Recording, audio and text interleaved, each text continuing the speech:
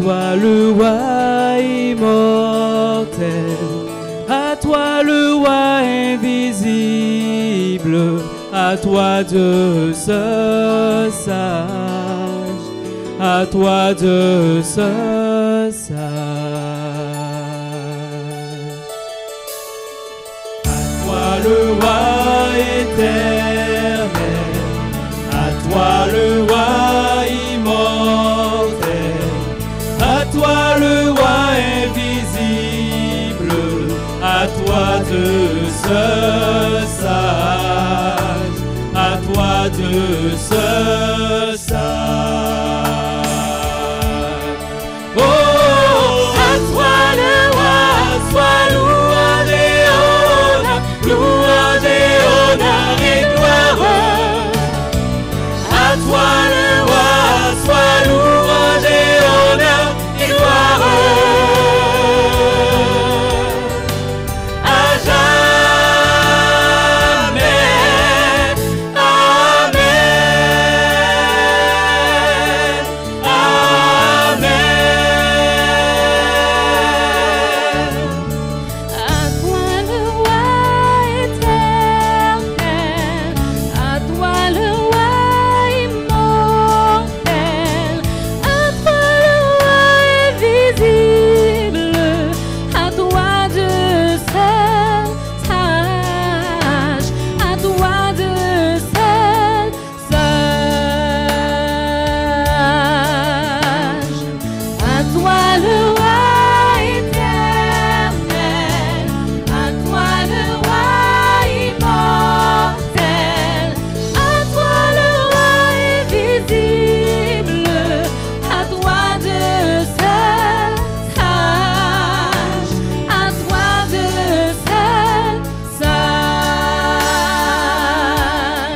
Oh, à toi le roi, sois louange et honneur, louange et honneur et gloire.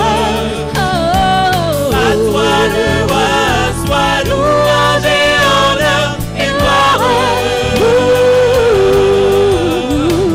À jamais. Amen. Oh, à toi le roi, sois louange et honneur, louange et honneur et gloire. À toi le roi, sois louange et honneur et gloire. À jamais. Amen.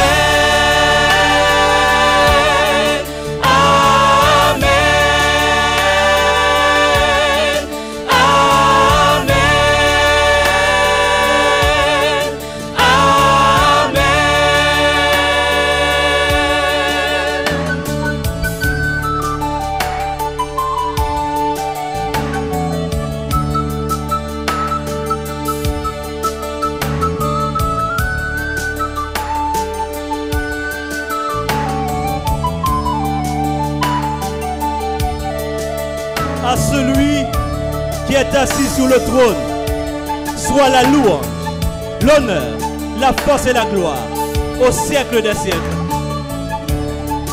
Amen. Amen.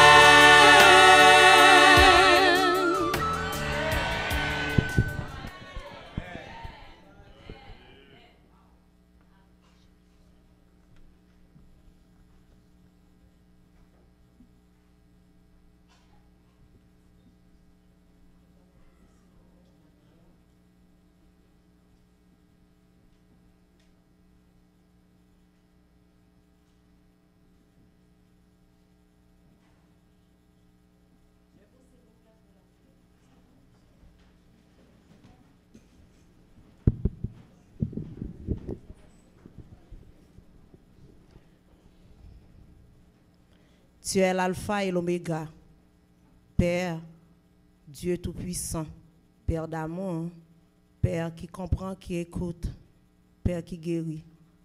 Encore une fois de plus, cher Seigneur, nous voici devant ton saint trône pour apporter nos dîmes et nos offrandes.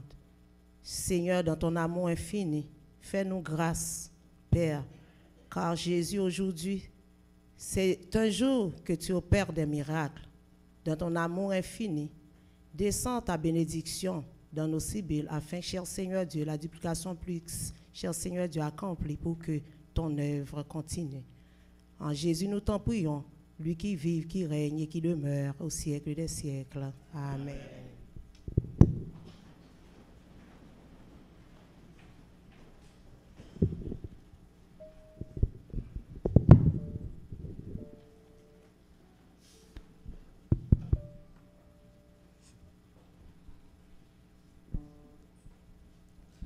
À chaque sabbat, l'église adventiste du 7e jour de Saint-Léonard, la Fontaine est heureuse de recevoir des visiteurs, surtout des visiteurs non adventistes. Nous aimons les voir parmi nous. Nous demandons aux visiteurs non adventistes, ceux qui ne sont pas adventistes, de bien pouvoir se lever afin que nous puissions les saluer. Les visiteurs non adventistes. Les visiteurs non adventistes. Amen. Restez debout, s'il vous plaît. Il n'y a pas d'autres visiteurs non adventistes.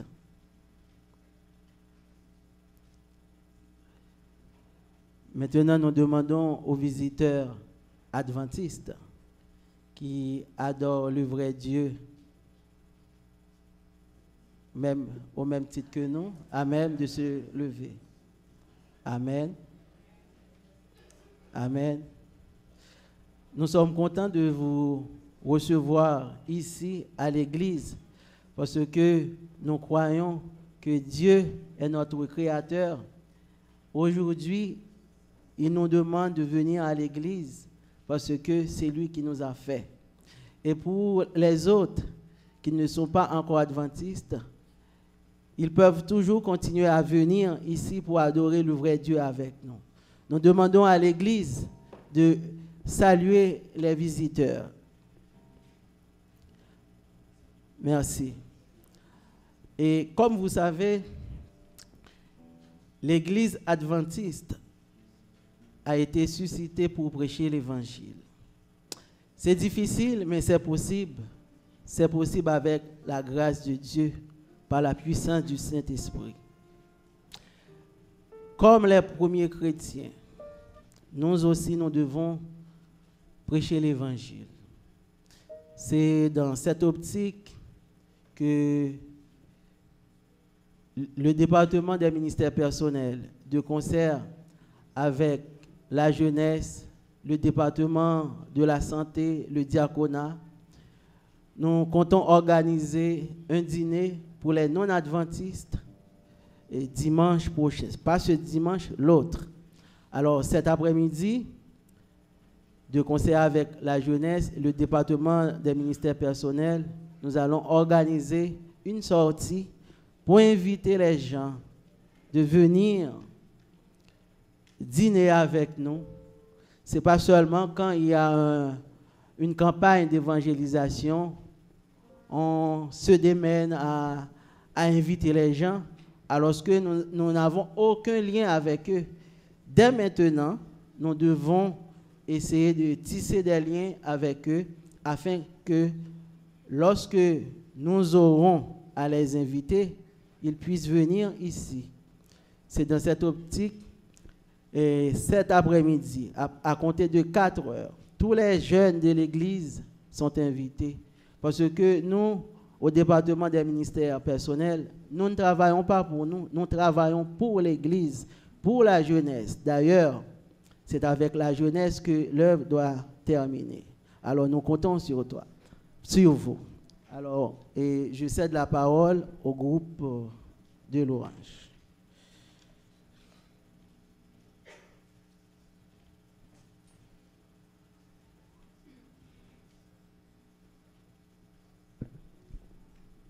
Juste avant de prendre place et louer le Seigneur avec vous, nous avons un groupe qui nous visite en ce matin. Il répond au nom de la famille. C'est un groupe qui vient de l'église de Mont-Sinaï. Nous vous souhaitons bonne audition dans un chant spécial.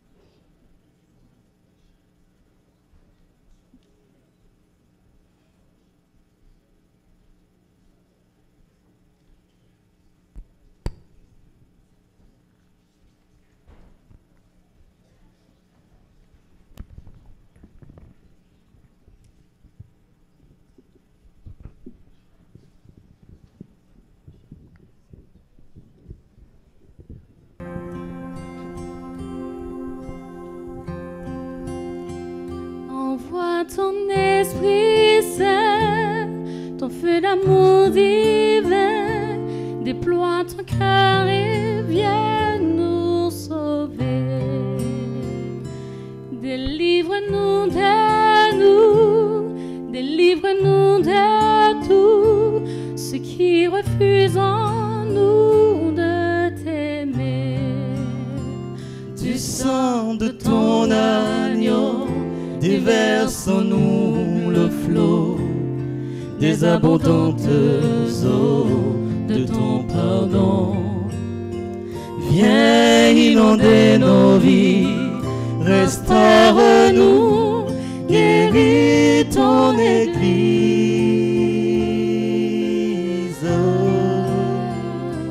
Reçois de nous, Seigneur, le chant de notre cœur, du lieu où tu demeures, réponds-nous. Plus d'amour encore, plus puissant et plus fort, viens sanctifier ton corps, parle-nous. Du sang de ton agneau, déverse en nous le flot des abondantes eaux de ton pardon.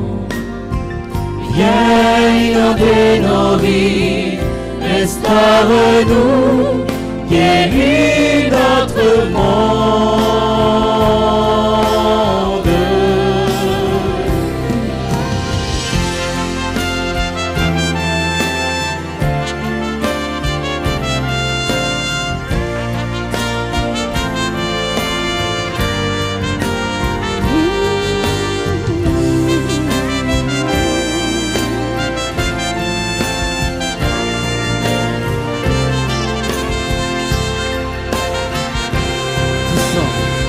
Du sang de ton agneau, déverse en nous le flot des abondantes eaux de ton pardon. Viens inonder nos vies, restaure-nous, guéris ton Église. Du sang de ton agneau, déverse en nous le flot des abondantes eaux de ton pardon. Viens inonder nos vies, restaure-nous, guéris notre monde.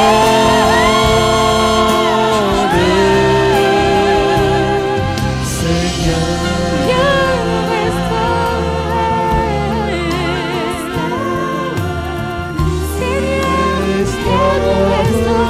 Seigneur Jésus, au nom de son restaure.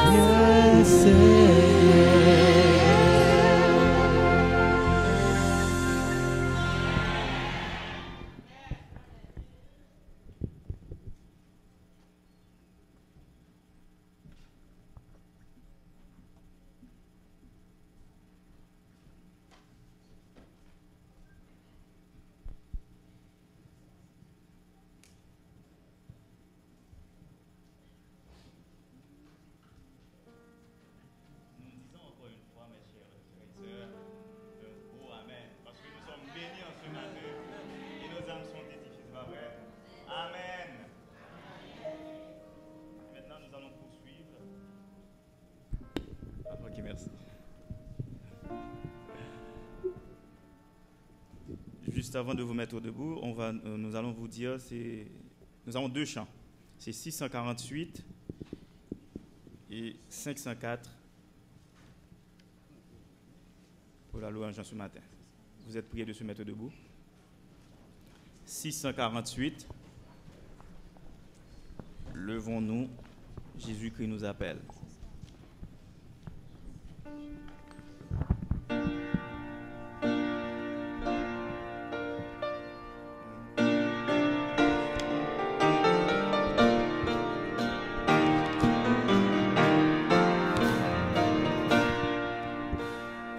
Levons-nous, Jésus-Christ nous appelle, au segment de la foi.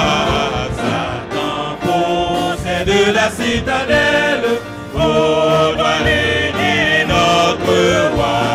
Combattons pour notre maître, combattons pour notre maître, le nom du Dieu fort. Par la foi, nous pouvons être plus que vainqueurs de la mort, plus que vainqueurs de la mort, plus que vainqueurs de la mort, plus que vainqueurs de la mort, plus que vainqueurs de la mort. Par la foi, nous pouvons être plus que vainqueurs de la mort. En tout lieu, l'iniquité dérace ceux qui meurent sans Jésus, brisons le lien qui les enlace, sauvons les perdus. Combattons pour notre maître, combattons pour notre maître, luttons au nom du Dieu fort.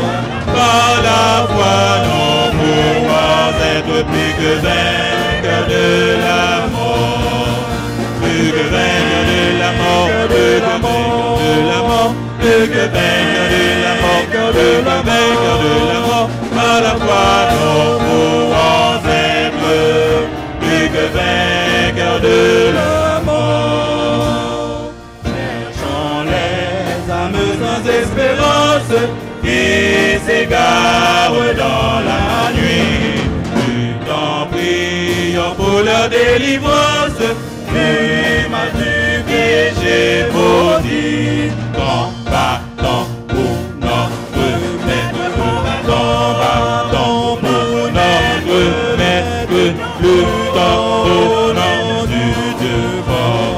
Par la foi, nous pouvons être plus que vainqueurs de la mort, plus que vainqueurs de la mort, plus que vainqueurs de la mort, plus que vainqueurs de la mort, plus que vainqueurs de la mort. Par la foi, nous pourrons être plus que vainqueurs de la mort.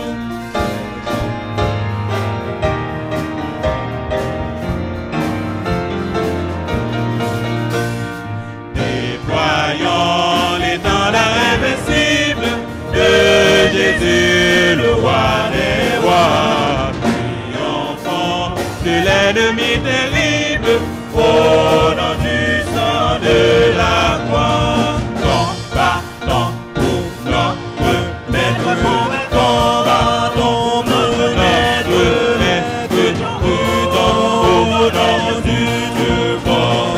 Par la foi, nous pouvons être plus que vainqueurs de la mort, plus que vainqueurs de la mort, de la mort, de la mort, plus que vainqueurs de la mort, plus que vainqueurs de la mort. Par la foi, nous pouvons être plus que vainqueurs de la mort, plus que vainqueurs de la mort, plus que vainqueurs de la mort. Par la foi, nous pouvons être plus que vainqueurs de la mort. Amen. Nous poursuivons avec le numéro 504. Excusez-moi.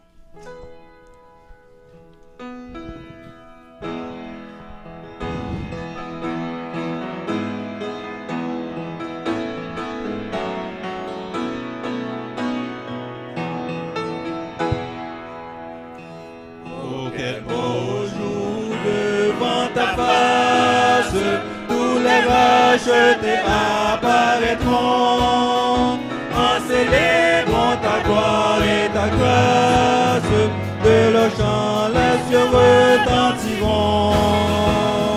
Nombreux comme le sable des plages, nombreux comme le sable des plages. Oh, que ce sera beau lorsque nous irons là-haut, aussi nombreux que le sable des plages. Je la vois, cette armée innombrable, serrant, reflétant l'éclat des cieux, saillant d'un bonheur ineffable sur le seuil du séjour radieux. Nombreux comme le sable des plages, nombreux comme le sable des plages. Oh, que ce sera beau lorsque nous irons là-haut, aussi nombreux que le sable des plages. Éclatant de lumière, j'entends la douce voix du Seigneur. Venez-vous, bien-aimés de mon Père, la couronne est à chaque vainqueur. Nombreux comme le sable des plages, nombreux comme le sable des plages. Oh, que ce sera bon lorsque nous irons là-haut, aussi nombreux que le sable des plages.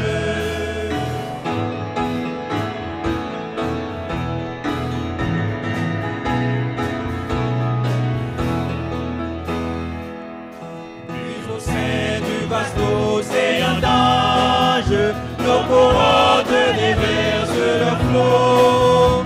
L'univers tremble au son des louanges, plus de combats, de pleurs, de sanglots. Nombreux comme le sable des plages, nombreux comme le sable des plages.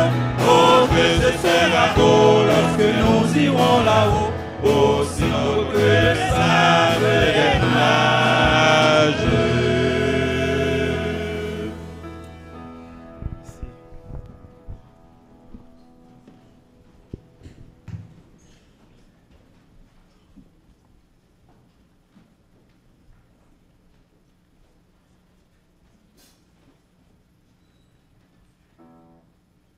Frères et sœurs bien-aimés, bonjour.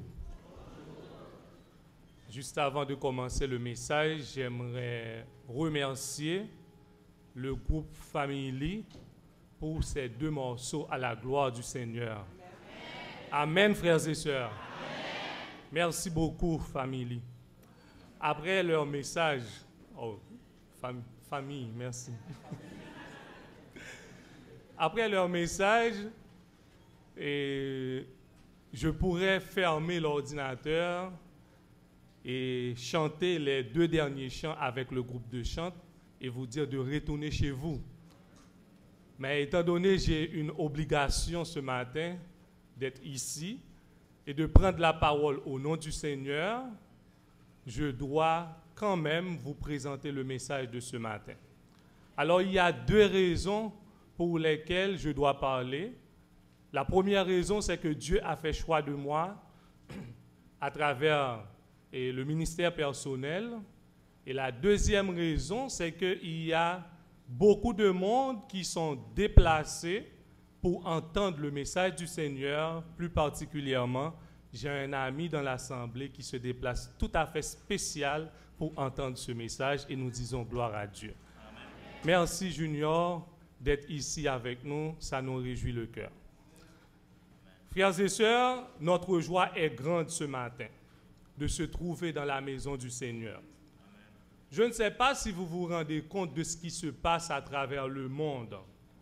Il y a des guerres partout, des accidents, la maladie, il y a des pandémies un peu partout. Mais nous ne sommes pas meilleurs que ceux qui sont frappés par ces maladies-là. Dieu nous a fait une grâce tout à fait spéciale, frères et sœurs. Si vous êtes conscients de la grâce de Dieu, je vous invite à réciter ensemble avec moi les paroles trouvées dans Psaume 103, versets 1 à 3 et nous disons ensemble, mon âme bénit l'Éternel, que tout ce qui est en moi bénisse son Saint-Nom. Mon âme bénit l'Éternel et n'oublie aucun de ses bienfaits. C'est lui qui pardonne toutes tes iniquités, qui guérit toutes tes maladies. Mon âme bénit l'Éternel. Amen. Ce matin, j'ai le privilège de porter le message du Seigneur. Ce n'est pas toujours facile pour moi de parler au nom du Seigneur, frères et sœurs. Mais Dieu m'a fait grâce. Il m'a confié un message pour chacun de vous, d'une manière générale et pour moi en particulier. Le message de ce matin que Dieu m'a confié est basé sur des faits et non sur des théories mortes des humains. À la suite de l'introduction du message, vous aurez droit à au moins une expérience personnelle vécue par quelques membres de l'Église, ou du moins une sœur de l'Église mondiale qui s'appelle Rosa. Le premier segment du message vous aidera à comprendre pourquoi devons-nous faire confiance à Dieu, tandis que le deuxième vous expliquera pourquoi nous devons placer notre confiance en Dieu, et le troisième et dernier segment du message vous tentera de vous communiquer les résultats de ceux qui ont placé leur confiance en Dieu. Nous avons pour la plupart appris, frères et sœurs, que le bien finit toujours par remporter la victoire et que l'on récolte ce que l'on a semé. Souvent, nous allons plus loin pensant même que les personnes intègres et droites devraient avoir une longue vie et que les méchants devraient avoir une vie tourmentée et pleine d'ennuis. Même si nous avons la certitude que le mal finira par perdre, ou autrement dit, que nous remporterons la victoire à la venue du Seigneur Jésus au dernier jour, mais parfois, Dieu permet quelque chose arrive dans notre vie. Parfois, nous sommes même punis pour avoir bien agi. Il arrive que Dieu intervienne miraculeusement pour sauver et protéger ses enfants. Mais il n'en est pas toujours le cas, frères et sœurs. Cependant, malgré tout ce qui arrive, Dieu fait appel à chacun de nous. Il nous dit, mon enfant, place ta confiance en moi.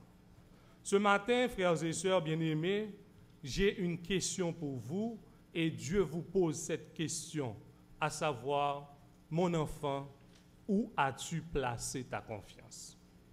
Tel est le sujet du message de ce matin. Mais juste avant d'ouvrir la parole de Dieu, nous allons nous incliner pour implorer l'assistance divine. Éternel, notre Père, notre Dieu, je sais que tu n'as pas appelé les qualifiés, mais tu qualifies celui que tu as choisi. Je ne suis pas digne pour porter ta parole ce matin. S'il te plaît, parle et que tes serviteurs et tes servantes puissent être édifiés à salut. Nous t'en prions au nom de Jésus. Amen. Il y avait une dame de l'église adventiste nommée Rosa qui traverse des moments les plus tragiques de sa vie. Son fils aîné, un jeune homme prometteur, qui respirait la joie de vivre, venait d'être emporté par un accident brutal. Après des années de vie conjugale ponctuées par des malentendus et des chagrins, elle était divorcée et s'était consacrée à ses 2 enfants, qui lui donnaient la force de vivre dans ce monde malgré les épreuves.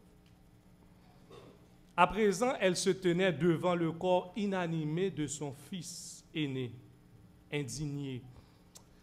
Elle est incapable de comprendre cette réalité. Comment accepter, frères et sœurs, que Dieu est amour quand on souffre de tous les fibres de ses os? La vie fait mal pour cette dame. Les souvenirs passés, l'incertitude de l'avenir, tout fait mal. Quel mot pourrait consoler une mère vivant des moments aussi tragiques et illogiques?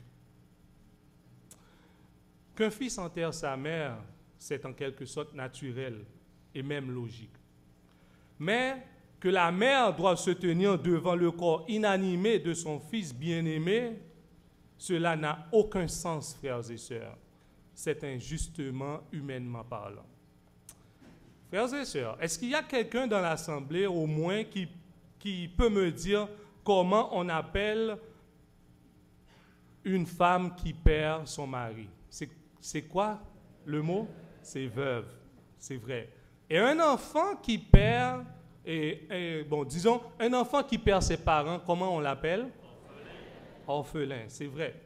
Et une mère qui perd son enfant, comment on l'appelle? C'est tellement inacceptable, frères et sœurs, que jusqu'à présent, les académiciens n'ont pas encore trouvé un mot pour nommer ce phénomène. C'est tellement inacceptable et même illogique. Quelques jours plus tard, un autre accident coûta la vie à son deuxième fils. Cette fois, sa voix résonnait de désespoir. Son pasteur l'a appelé pour la réconforter. À l'autre bout du fil, on entend « Pasteur, je n'ai plus la force de vivre. J'ai tout perdu, pasteur. Je n'ai plus personne et je ne veux plus d'explications. » En bon québécois, on dirait « Je ne veux rien savoir. Je ne veux plus rien entendre, pasteur. Je n'ai qu'une envie, mourir. » Elle disait au pasteur, « Pourquoi Dieu ne m'a-t-il pas enlevé la vie? » Frères et sœurs, l'une des premières pensées de quelqu'un qui souffre est que Dieu ne sait même pas que j'existe. Ou bien, je ne comprends, je n'ai pas aucun prix à ses yeux. Frères et sœurs, je prends la liberté ce matin de vous dire que tu as du prix aux yeux de Dieu. Si tu crois que tu as du prix aux yeux de Dieu, je vous invite à tourner à gauche ou à droite et dire à ton frère ou à ta sœur à côté de toi, j'ai du prix aux yeux de Dieu.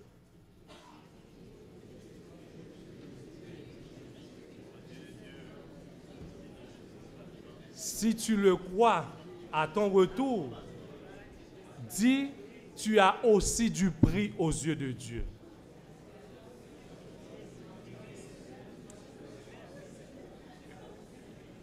Merci pour votre participation. C'est après la mort de son deuxième enfant, elle a pris la résolution de s'enlever la vie. Soudain, elle a eu une brillante idée, frères et sœurs, de lire son courriel avant de se suicider. Et c'est à présent que Dieu va lui révéler quelque chose. Le titre de son courriel qu'elle a lu est « Jésus, j'ai confiance en toi ». Est-ce que vous aimeriez entendre le contenu du courriel? Et je vais vous partager le contenu. Faites comme si vous étiez à la place de Rosa. Fermez vos yeux et écoutez les paroles que Dieu a communiquées à Rosa. Et si, après avoir écouté ces paroles, vous pensez que Dieu pourrait vous dire ces mêmes mots, après la lecture, dites seulement Amen. Comme je vous ai dit, le courriel est que Jésus, j'ai confiance en toi. Et le courriel commence ainsi. Je peux t'enlever 3 minutes de ton précieux temps? Pourquoi est-ce que tu paniques et agites face aux problèmes de la vie? Lorsque tu as fait tout ton possible pour essayer de le résoudre, laisse-moi le reste. Si tu t'abandonnes à moi, tout s'arrangera avec tranquillité selon mes desseins. Ne désespère pas. Ne m'adresse pas une prière agitée comme si tu voulais exiger de moi que j'accomplisse ce que tu désires. Ferme les yeux de ton cœur et dis-moi avec calme, Jésus, j'ai confiance en toi. Évite les soucis les angoisses et les pensées sur ce qui pourrait arriver par la suite. Ne piétine pas mes plans en essayant. Laisse-moi être Dieu et agir avec liberté. Abandonne-toi à moi avec confiance. Repose-toi sur moi et laisse-moi ton futur entre mes mains. Dis-moi régulièrement, Jésus, j'ai confiance en toi. Ne sois pas comme le patient qui demande au docteur de le soigner, mais qui lui conseille comment s'y prendre. Laisse-moi porter sur mes mains. N'aie pas peur, moi je t'aime. Si tu penses que les choses se sont empirées et compliquées malgré tes prières, continue à me faire confiance. Ferme les yeux de ton âme et aie confiance. Continue de me dire chaque jour, Jésus, j'ai confiance en toi. J'ai besoin de mes mains libres pour agir. Ne me les lie pas par tes soucis inutiles. C'est ce que veut Satan, t'agiter, t'angoisser, t'enlever la paix. Confie-toi seulement à moi, abandonne-toi à moi, alors ne t'inquiète pas. Donne-moi toutes tes angoisses et dors tranquillement. Dis-moi toujours, Jésus, j'ai confiance en toi et tu verras de grands miracles. Je te le promets par mon amour, souviens-toi toujours, fais-moi confiance. Amen. Fin de lecture. Amen. Après avoir lu le message, elle a décidé de se remettre totalement à Dieu. Elle redresse sa tête, elle a décidé de placer sa confiance, quoi qu'il advienne, en Dieu. Frères et sœurs bien-aimés, vous qui m'écoutez en ce sabbat matin, permettez-moi de vous dire que la beauté de l'amour de Dieu est lorsque nous pensons de ne plus avoir force pour supporter les épreuves et les loups-fardeaux, Dieu nous soutient, frères et sœurs. Oui, bien-aimés, lorsque dans nos afflictions, dans notre condition humaine, nous sommes incapables de comprendre la réalité, lorsque nous maudissons son nom, il nous ouvre ses bras et nous laisse pleurer sur son épaule. Il en fut ainsi, frères et sœurs, dans la vie de Rosa. Dieu se servit d'un moyen infaillible, appelé le temps, pour guérir les blessures ouvertes et créer les conditions nécessaires qui lui fit comprendre qu'elle n'était ni seule, ni abandonnée, ni oubliée par Jésus. Au cours des années, j'ai rencontré bien d'autres Rosas qui durent traverser et retraverser des moments de l'ombre de la mort, des moments difficiles. Des personnes qui luttaient pour réussir ou qui pensaient avoir atteint le bonheur. Et soudain, elles perdaient tout et se sentaient traitées injustement par la vie parce qu'elles ne sont pas placées leur confiance au bon endroit. Autrement dit, frères et sœurs, elles ne connaissent pas comment et pourquoi faire confiance à Dieu. C'est ce que je propose de voir avec vous dans les minutes qui nous restent. Comment faire confiance à Dieu, frères et sœurs? Il est admis par les psychologues que nos attitudes influencent nos habitudes. Nos habitudes ont des impacts positifs ou négatifs sur notre comportement. En tant que pécheurs, si nous voulons faire confiance à Dieu, nous devons d'abord observer la loi du changement, à savoir un changement d'attitude, un changement d'habitude et un changement de comportement. Un changement d'attitude, qu'est-ce que cela signifie? Si vous voulez faire confiance à Dieu, commencez d'abord par adopter une attitude envers la parole de Dieu, frères et sœurs. Par exemple, envers les messages que vous écoutez chaque sabbat matin, envers les conseils des parents pour les jeunes et des leçons des amis, des leçons de l'école du sabbat, des études bibliques, frères et sœurs. Toutes ces façons, ce sont des manières que Dieu utilise pour communiquer avec nous. Si vous voulez réellement faire confiance à Dieu, vous devez connaître la parole de Dieu. la Bible nous dit la foi vient de ce qu'on entend, et ce qu'on entend, c'est la parole de Dieu. Romains 10, verset 17. Frères et sœurs, pourquoi venir à l'église chaque sabbat matin? Vous bravez le froid en hiver, la neige aussi. En été, il fait chaud et certaines fois, il y a de la pluie. Pourquoi venir à l'église, ou du moins pourquoi venir à l'église si vous n'êtes pas ici pour écouter la parole de Dieu? Nous avons dit que faire confiance à Dieu passe aussi par un changement d'habitude. Quand vous finissez de changer ton attitude ou votre attitude envers Dieu, prenez ensuite l'habitude de placer votre confiance en Dieu. Je vous invite à lire avec moi au Proverbe 3, versets 5 et 6. Proverbe 3, versets 5 et 6. Que nous dit ce texte? Confie-toi en l'Éternel de tout ton cœur et ne t'appuie pas sur ta sagesse.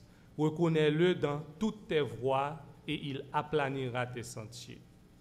Parents, enfants, mari, femme, vieillard, jeunes, entrepreneurs, patrons, confiez-vous en l'Éternel. Confiez-vous en l'Éternel signifie prendre l'habitude de dire toutes choses à Dieu. Vous allez évangéliser ou vous voulez évangéliser. Vous allez travailler. Vous allez magasiner. Vous voulez acheter une maison. Vous allez changer de logement. Vous avez besoin d'un bon emploi. Vous voulez monter votre entreprise. Demandez de l'aide à Dieu. Autrement dit, prenez l'habitude d'inclure Dieu dans tous les domaines de votre vie. Jeunes filles, jeunes gens, confiez-vous en l'Éternel signifie prenez l'habitude de dire non à vous-même et oui à Dieu. Romains 6, verset 13 nous dit, ne livrez pas votre membre au péché comme des instruments d'iniquité, mais donnez-vous vous-même à Dieu comme étant vivants de mort que vous étiez et offrez vos membres comme des instruments de justice. Dire oui à Dieu et non à vous-même signifie vous ne vous appartenez pas à vous-même. Combien de fois avons-nous entendu ces expressions en créole qui dit comme c'est pour moi, pas de monde qui a dit ça pour me faire avec. Est-ce que vous avez entendu ça? Oui. Il y a encore une autre expression en créole qui dit comme pati chaudière. Moi pas mourir quitter pour la famille. Nous comprenez? Oui. Créole parler, créole comprendre. Frères et sœurs, dans 1 Corinthiens 6, versets 19 et 20, si vous avez l'habitude de répéter ces expressions, j'aimerais que vous preniez l'habitude de lire ce texte que nous allons lire avec vous et je prends un peu de temps pour que vous puissiez tous trouver le texte. 1 Corinthiens 6, versets 19 et 20.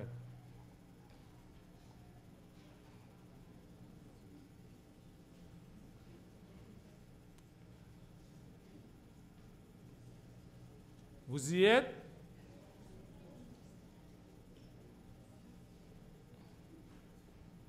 Vous y êtes? Vous ne vous appartenez point à vous-même, car vous avez été rachetés à un grand prix. Glorifiez donc Dieu dans votre corps et votre esprit qui appartient à Dieu. Est-ce que vous voulez lire ce texte avec moi pour être sûr que vous l'avez trouvé? On recommence. Il dit... Laisse-moi prendre ma Bible.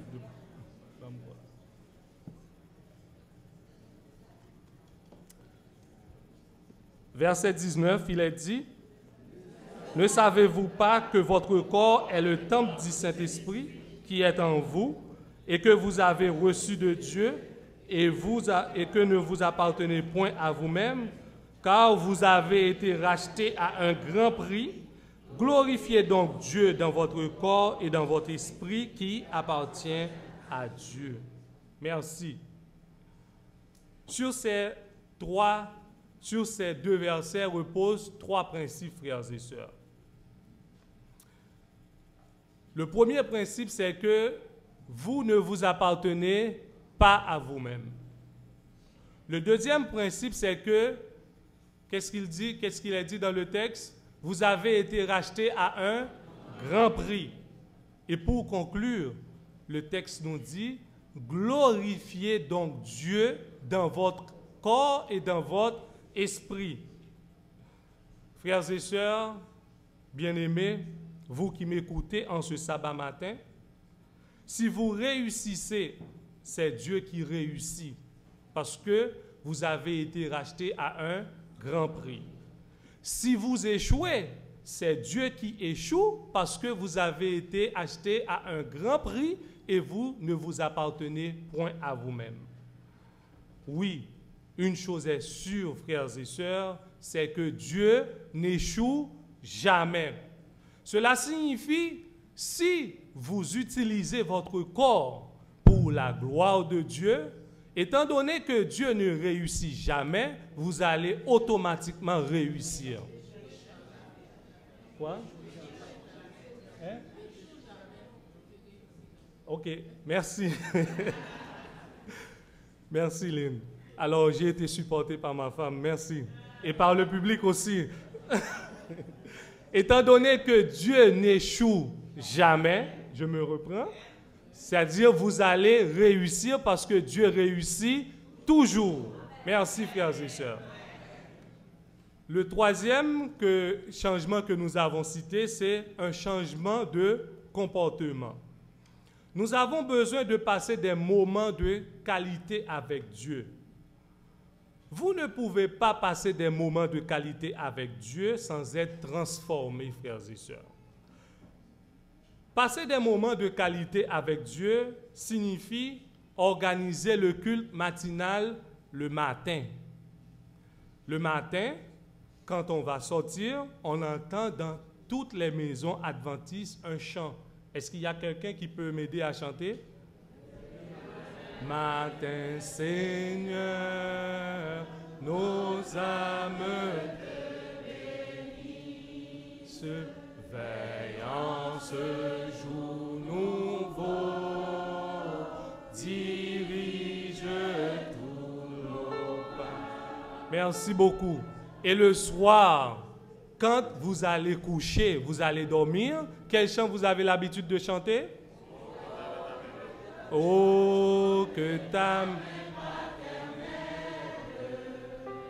me bénisse à mon coucher et que ton soit sous ton aile, que je dorme au bon berger, que je dorme au bon berger. Merci, frères et sœurs, cela me montre que vous avez l'habitude de passer des moments de qualité avec Dieu. Frères et sœurs, passer des moments de qualité avec Dieu ne veut pas dire prier seulement le matin et le soir. Quand vous êtes en pause dans votre travail, vous pouvez baisser votre tête pendant un moment et dire quelques mots à Dieu, passer un petit moment de qualité avec Dieu. Et je suis sûr, frères et sœurs, Dieu vous écoutera. Et je vais vous faire une promesse. Demandez à Dieu tout ce que vous voulez pendant des moments de prière. Et c'est un conseil. Mais contentez-vous de ce que Dieu vous donne. J'aimerais partager avec vous une petite allégorie ce matin. Il y avait un monsieur qui pratiquait la course sur une corde avec une bouette. C'est un exhibitionniste.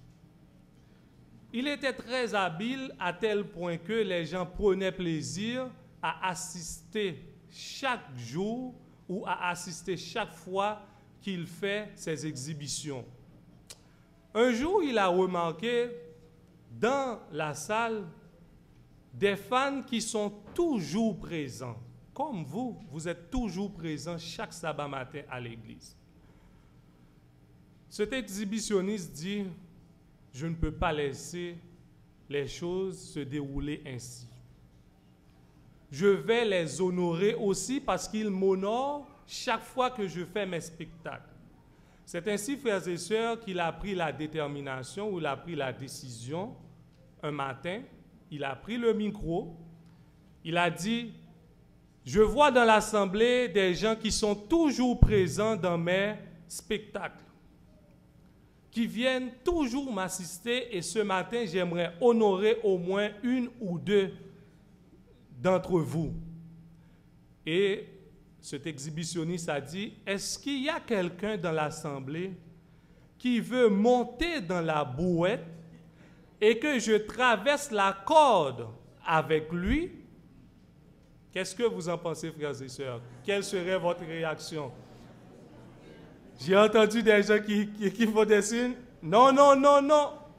Mais c'était exactement la réaction du public. Non. Pourquoi? C'est parce que le monsieur traverse la corde dans une salle à 20 pieds au-dessus du sol. Ils ne veulent pas monter dans la brouette de peur qu'ils ne tombent à 20 pieds du sol. Je me pose la question, frères et sœurs, ne sommes-nous pas parmi les fans de cet exhibitionniste? Certaines fois, nous croyons fermement que Dieu peut tout faire dans notre vie. Mais quand Dieu vous demande de tout abandonner à lui, c'est alors que nous commençons à nous poser des questions. C'est alors que nous commençons à dire, est-ce que c'est vrai? Dieu peut résoudre ce problème que j'ai en ce moment. Hélas, frères et sœurs. Frères et sœurs, n'imaginez pas que quelqu'un qui met en doute la bonté de Dieu peut recevoir quelque chose de Dieu. J'aimerais que vous lisiez avec moi votre Bible. Heureusement, il n'y a pas de projection ce matin. Cherchez Jacques 1er, versets 6 et 7. Jacques 1er, 6 et 7.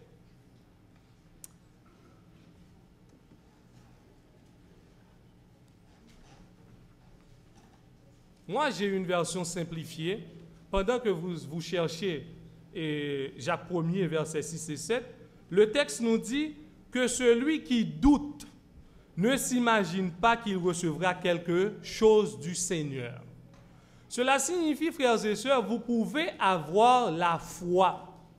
Mais si vous ne mettez pas votre confiance en Dieu, si vous doutez de la puissance de Dieu dans votre vie, le texte nous dit, Jacques 1er, versets 6 et 7, que celui qui doute ne s'imagine pas qu'il recevra quelque chose du Seigneur.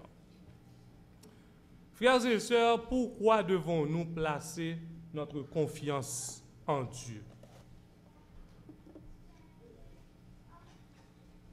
Nous devons placer notre confiance en Dieu pour au moins deux raisons. Dieu a toujours été une source d'assurance pour son peuple. Et nous disons Amen. Et Dieu est encore une source d'assurance pour nous aujourd'hui et nous disons Amen.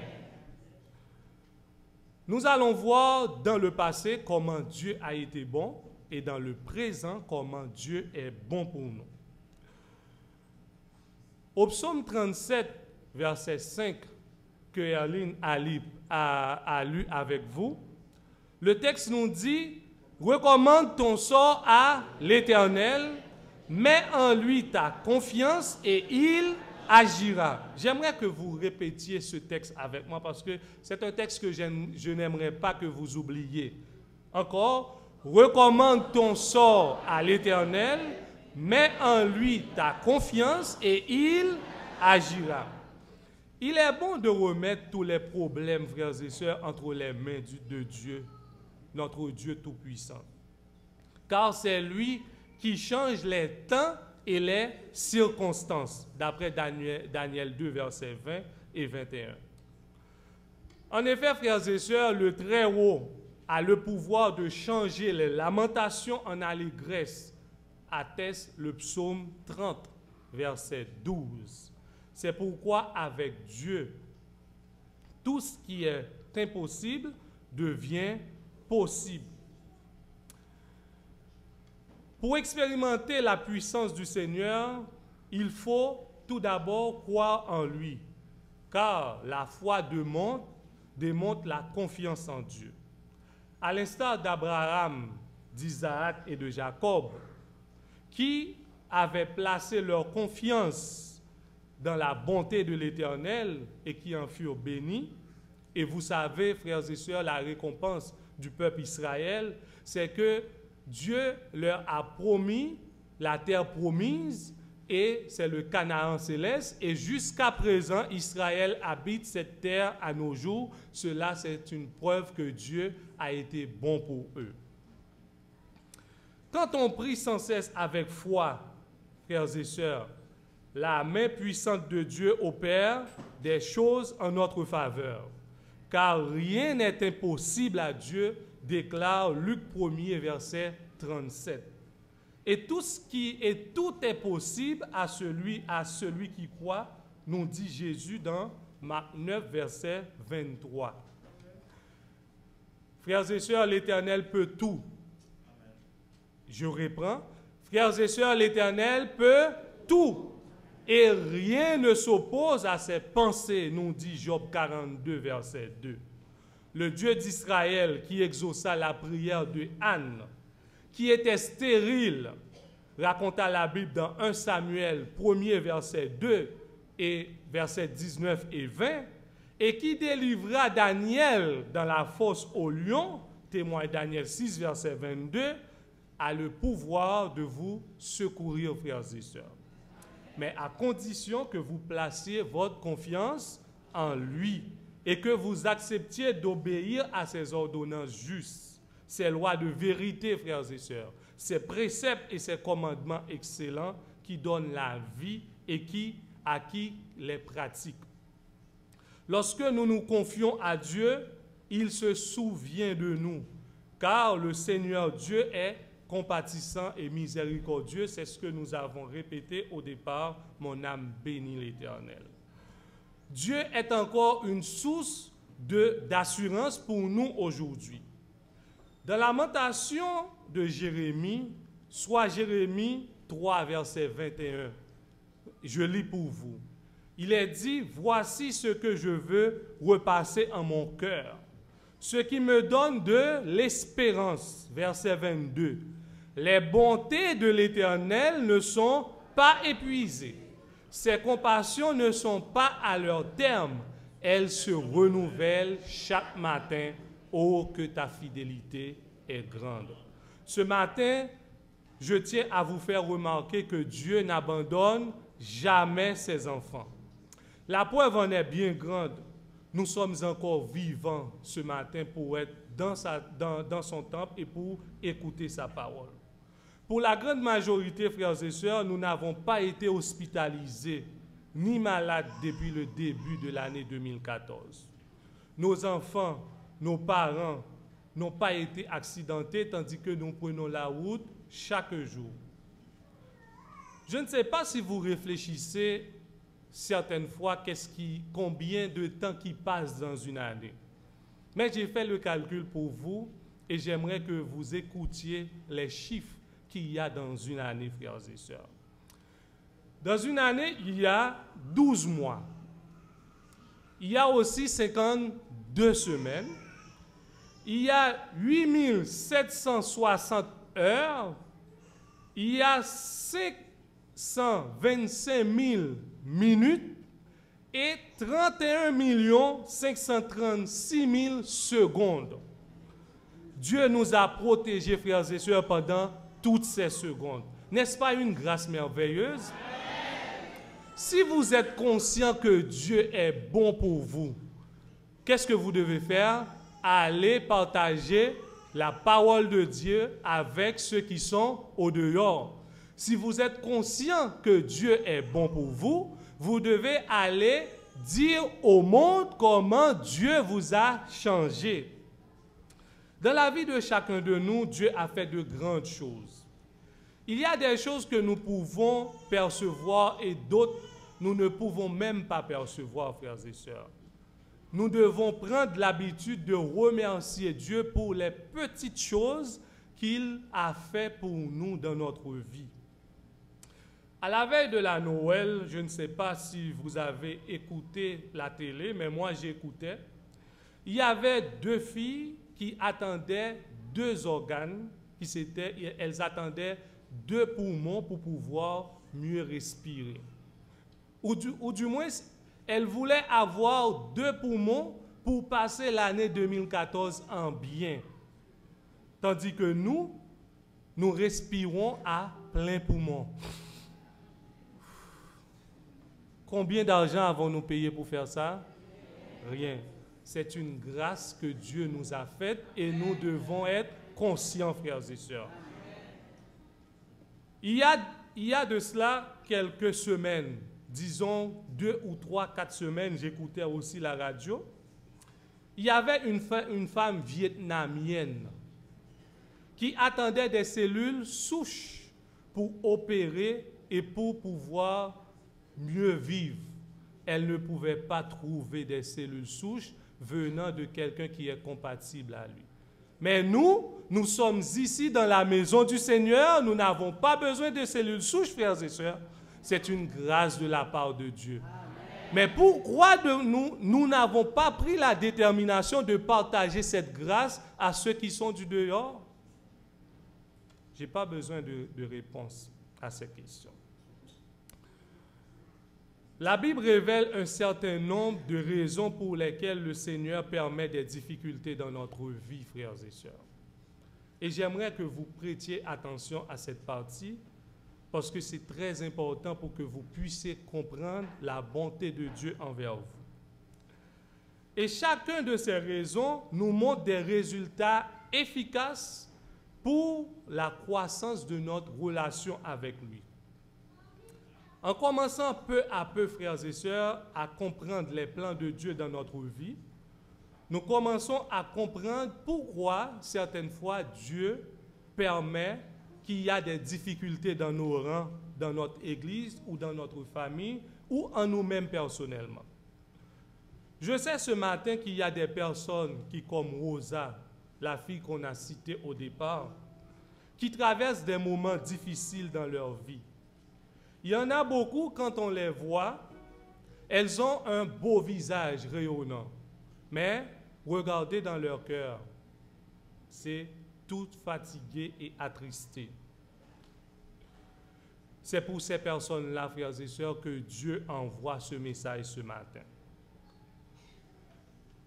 Nous avons tous expérimenté le chagrin, la dépression, l'angoisse engendrée par des épreuves.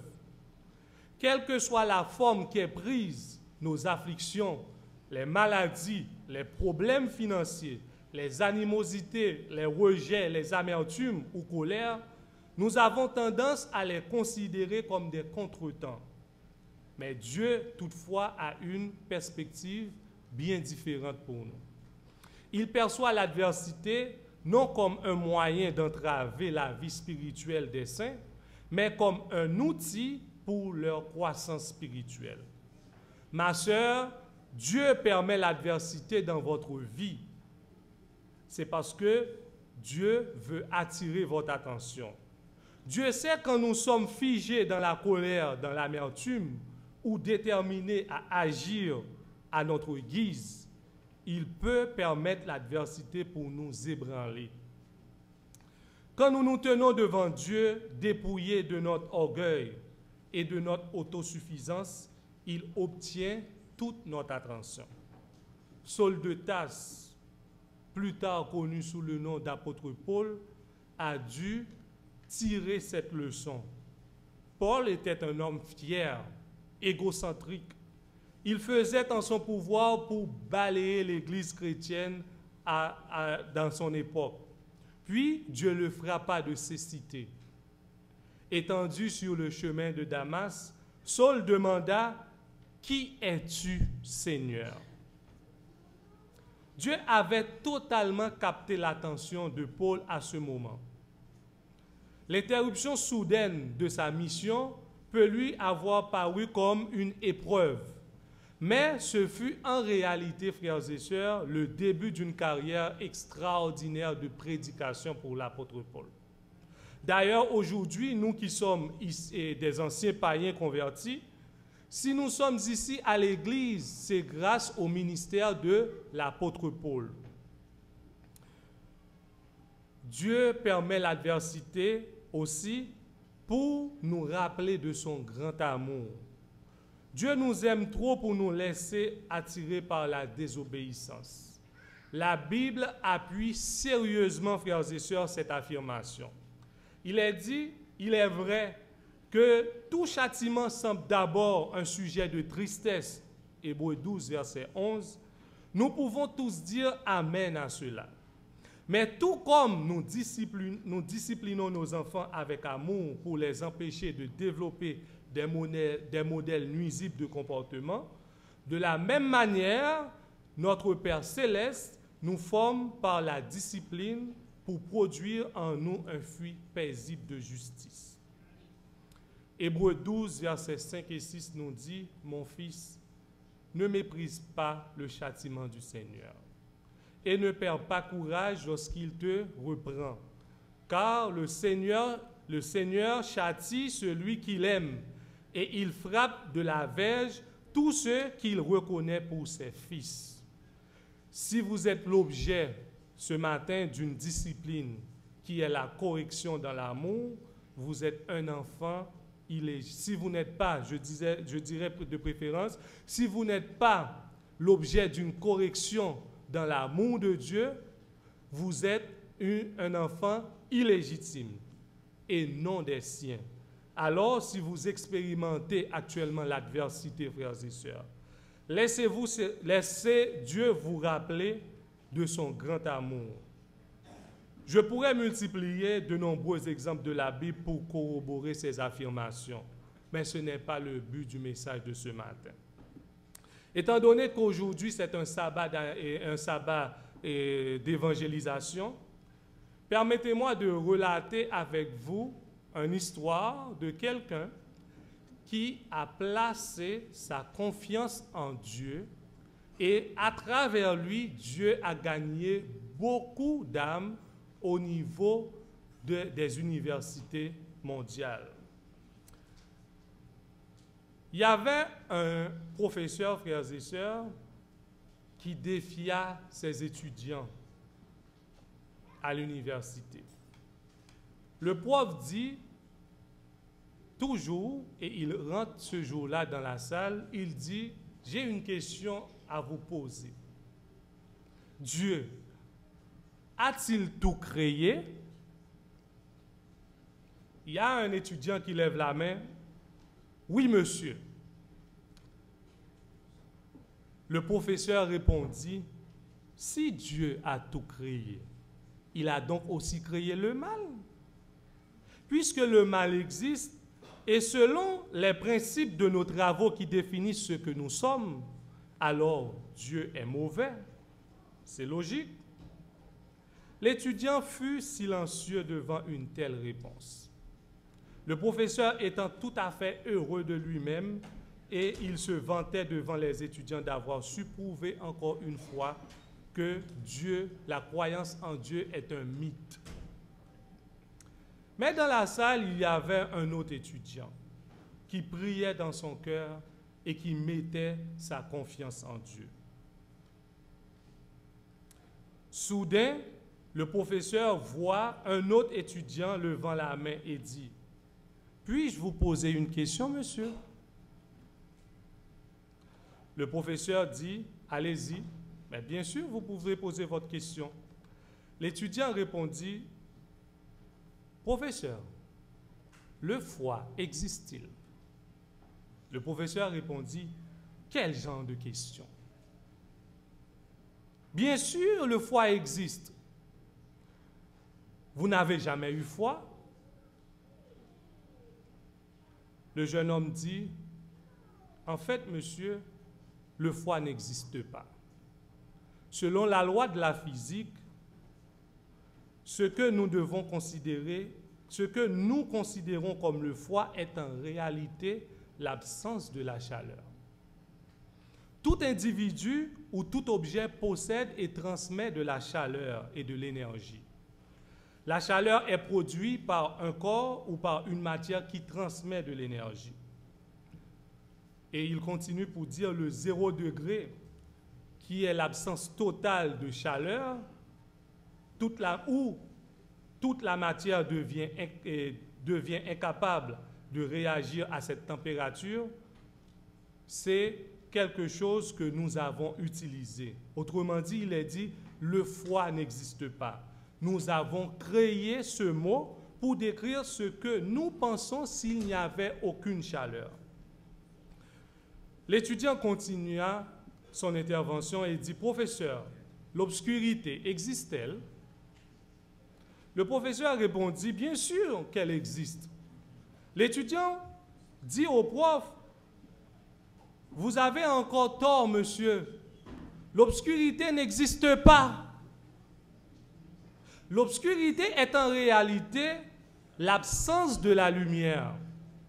Nous pouvons étudier la lumière, mais pas l'obscurité, professeur. En fait, nous pouvons étudier le prisme et décomposer la lumière blanche en diverses qualités couleurs selon le prisme de Newton. Mais, professeur, nous ne pouvons pas étudier l'obscurité.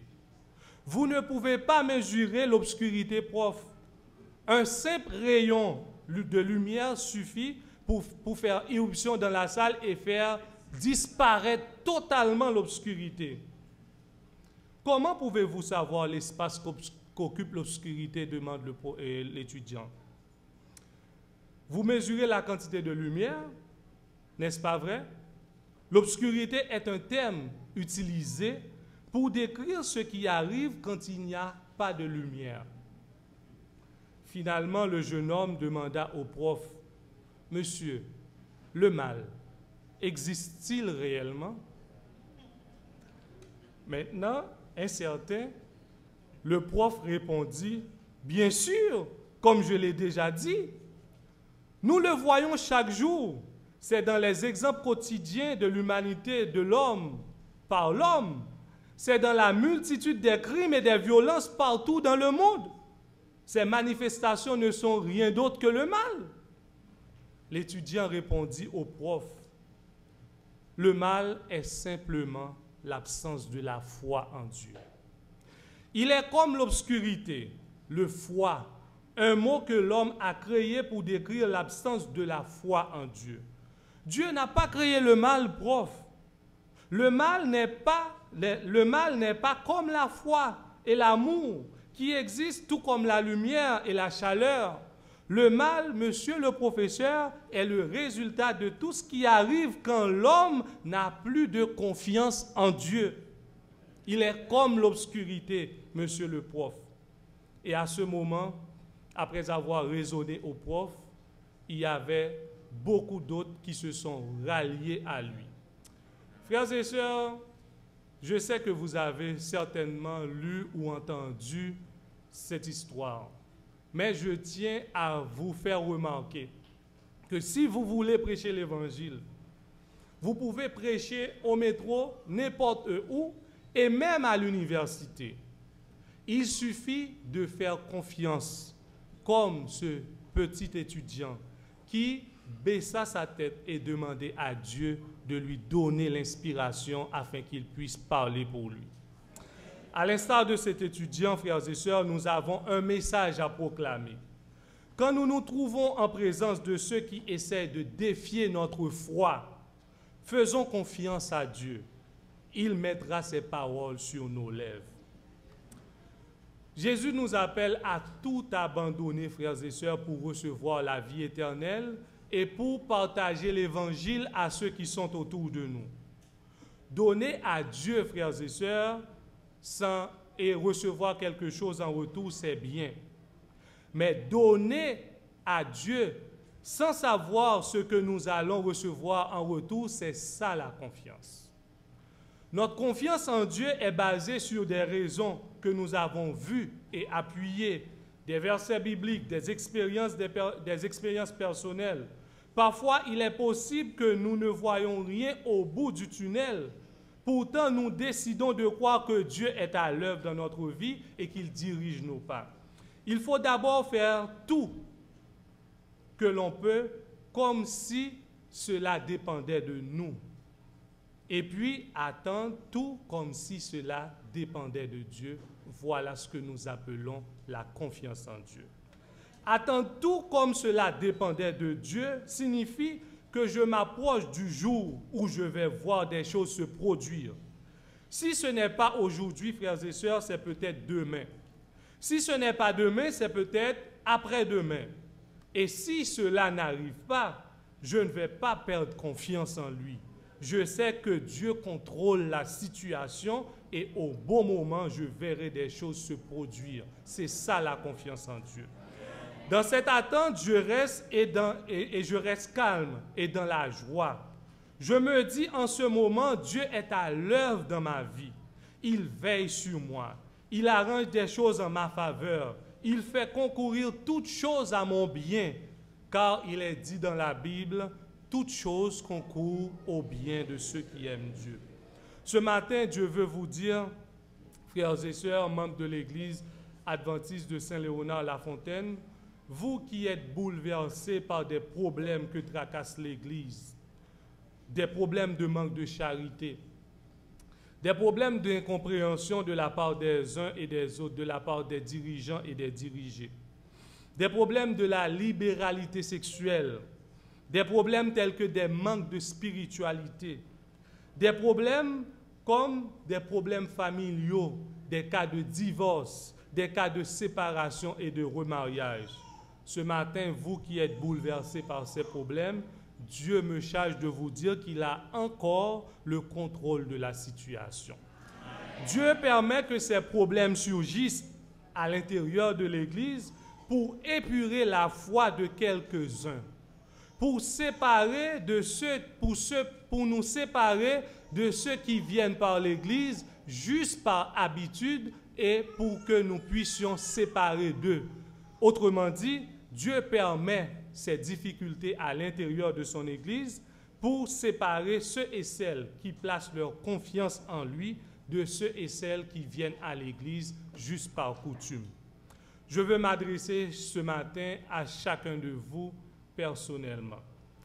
Si un jour vous arrivez à oublier ce message, il y a une chose que vous ne devez pas oublier. Et le texte que je vais vous demander de relire se trouve dans Psaume 37, verset 5, qui est dit « Recommande ton sort à l'Éternel, mets en lui ta confiance et il agira. » Que le Seigneur vous soit en aide.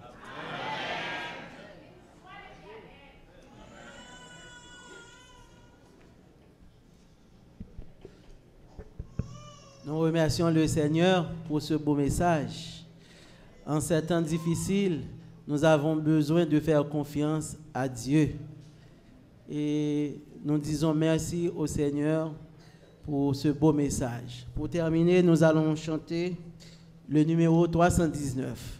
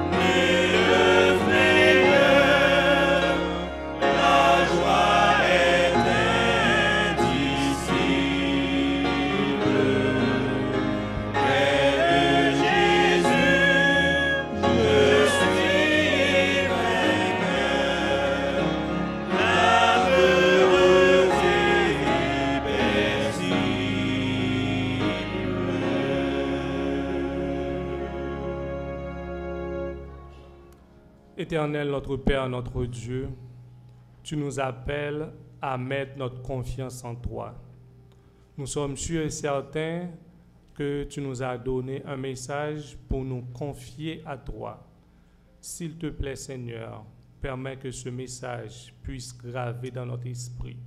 Et quand l'adversité arrive, nous puissions mettre notre confiance en toi. Et cela pour la gloire de ton Saint-Nom et pour le salut de nos âmes. Fais-nous grâce, nous t'en prions au nom de Jésus. Amen.